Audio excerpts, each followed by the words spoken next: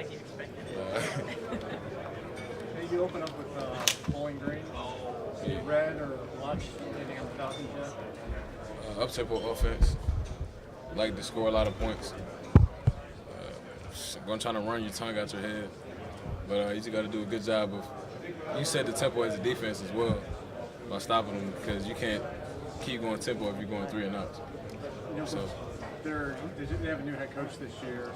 The offense is supposedly going to be similar. But Yeah. obviously last year they were trying to run a play like every 15 seconds or whatever it was. Do you like going against an offense that runs at that tempo? there's more opportunities for us in a bigger margin of error for them. We got more opportunities to go make plays.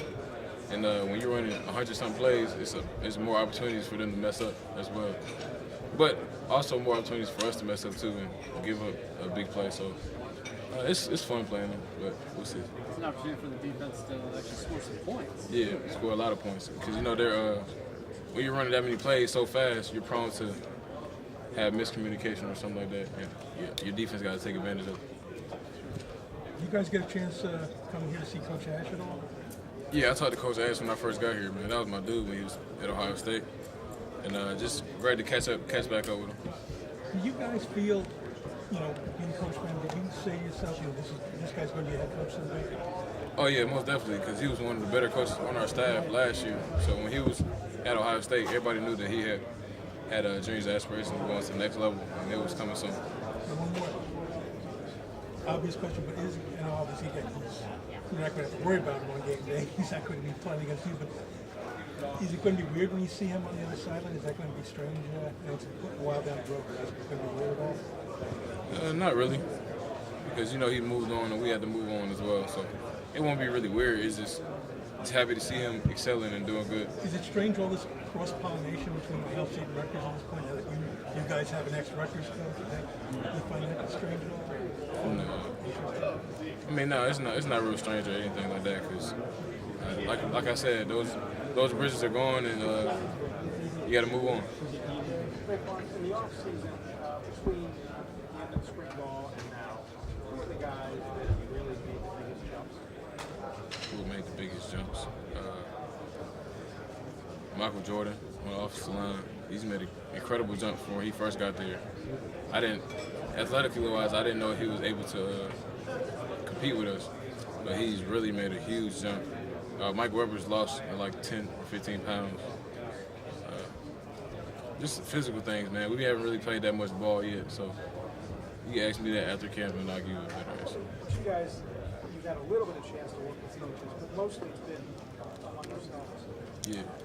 How was that run? Is it a different dynamic this year, given the lack of experience that you have? I mean, we as a team, if you have a lack of experience, you have to get more reps in, because the more reps in, the more competitive reps that you get in against each other, and that's what helps competitiveness.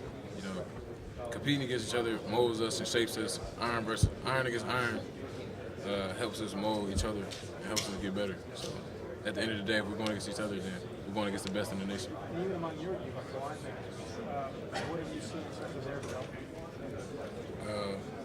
I can just speak for the starters. With Dante and Chris, we do a good job of competing with each other. Everything they do is to beat me and compete with me, because I was doing the same thing when it was Josh and Darren there. Everything I did was just to compete and beat them. And we try to compete with other teams across the nation as well. A.J. Hill is another name that we haven't talked about yet. And there's some videos of him when he was a true freshman in fall camp making some crazy plays in practice. Is he somebody that you get a feel for at all? Yeah, he's definitely a playmaker as well. And we got playmakers all over the place. But Cage is going to be solid. He just has to find his way, find his niche, and find his things that he can help his team on. Is he one of those guys that could surprise people? I mean, just because we haven't seen him much. You kind of mentioned that with the team. Yeah, he's definitely one of those guys that could surprise you if he got the opportunity.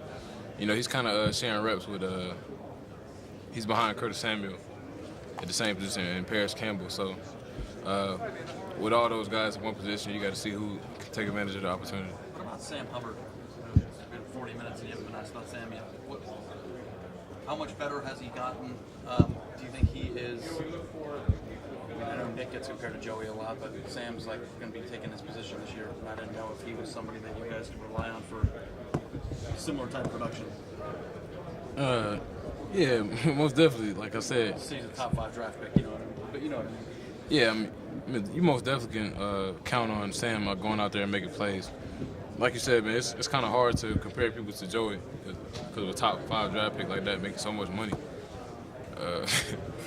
He just was a dynamic player day in and day out, every play. And to have that high of expectations for Sam Hubbard is speaking numbers of how y'all feel about Sam. So I feel also that he's going to make a lot of plays.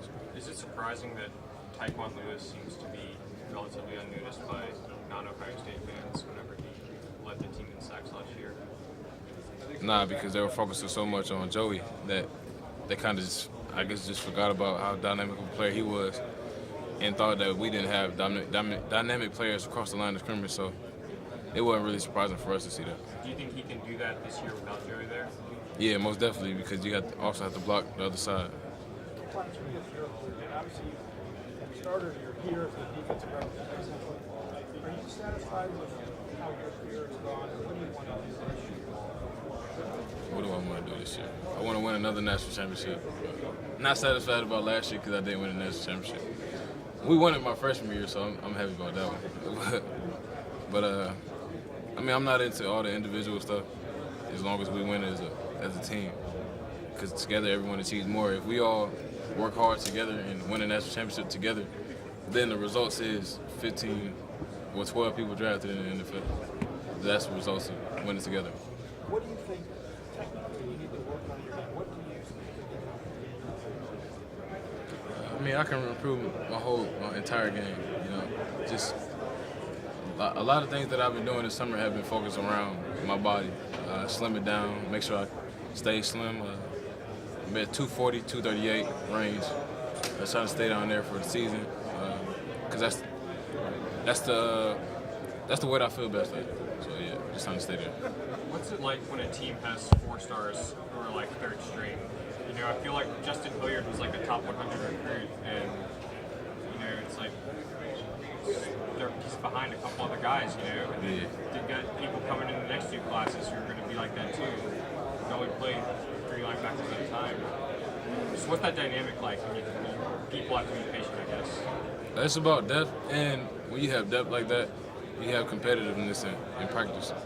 So if you have somebody behind you who wasn't really working hard or recruited heavily, then he's not going to have that chip on the shoulder to come in and work hard, and not going to push the guy ahead of him, because that's what makes the guys better. Somebody behind you pushing you and making you better. I mean, Tub Boylan and Nick Connor do a great job pushing me every day, because I know that they're going to work hard as they can to take my spot. And at the end of the day, as a brother, that's what you want. You've seen JT develop now with just very different off seasons for him every year, it seems like. But now that he has a starting role and he's healthy and he doesn't have to worry about anything like that, how has he kind of taken this upon himself to be that guy that he is? Last year it was just a storm. It was just a bunch of stuff going on. But this year you see JT's way more focused about what's going on around him. He's our quarterback. He's our starting quarterback, and there's no question about it. So he's just way more focused on the game and getting our team to where it needs to be. Are there specific instances that stand out maybe with his leadership? Just some of the things about him this offseason that are maybe different than seasons past? I mean, nah, not really. I mean, he's always been that kind of a vocal leader. Before games, he always gives us a speech, the offensive speech, and you just hear him and it keeps you going. You know, he helps the team out with his leadership role, and he does a great job day in and day out. One of your, obviously you guys have a great strength and conditioning program. One of your former assistant strength coaches, Kenny Parker, has become kind of a big deal over at Rutgers, like a full hero for his competitiveness. Yeah. What do you remember about your workouts with him? What any stories stick out? Yeah, man, Coach P, he's a Georgia native as well. He's from Georgia. And he used to get everything out of us that we expected. So you used to go in there knowing that if you were working out with Coach P on the day, that you were going to have one in for you. So I'm glad that the Rutgers program has got him, because they got a good one in Coach P. Everybody talks about his competitiveness. I mean, in the weight room, what was that just like? To get the most weight up, or I mean, just kind of talk about their competitiveness. I mean, if you were looking at how much weight, then he was trying to get the most weight up.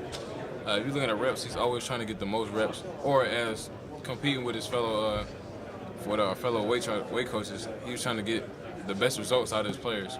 So if he trained a player the whole summer, he wanted his player to look better than the next player. So. Did you guys relate to real well? Because I mean, he's not that much older than you guys, and he plays sort of in that national championship level. Does that help you guys relate to him? Yeah, I mean, just him being a Georgia native, man, helps me relate to him a lot. You know, we had our talks here and there, but he was a real cool, relatable guy to anybody from any facet of life. He was just a real down to earth buddy. When you look at some of the bigs in this conference, what are your impressions of Saquon Barkley? I feel like he's one of the better ones, and if not the best. I forgot how many yards he put up against us. He gave me a stiff arm one time too, so he's a solid player. I mean, that was kind of the breakout game for him last year. Like you said, the stiff arm, seeing the hurdle. What makes him so difficult to train for? I mean, he's just a great back. I guess he works very hard at what he does, and just like any other player who's good at their position, he just does a great job of running the ball. Last season, it hit pretty hard with the targeting call. Obviously, we think the one against Joey was like probably the toughest one to take. What's your thoughts in the future of the targeting call and where it's at right now, and if you want to see any changes to it? I mean, I don't think the player should be kicked out the whole game. If it's the first quarter, let's kick him out first half or something like that. Not a full game if it's the first quarter. Like, it's kind of pushing it and stretching it. But, I mean, that would be my suggestion as a player. What do you think about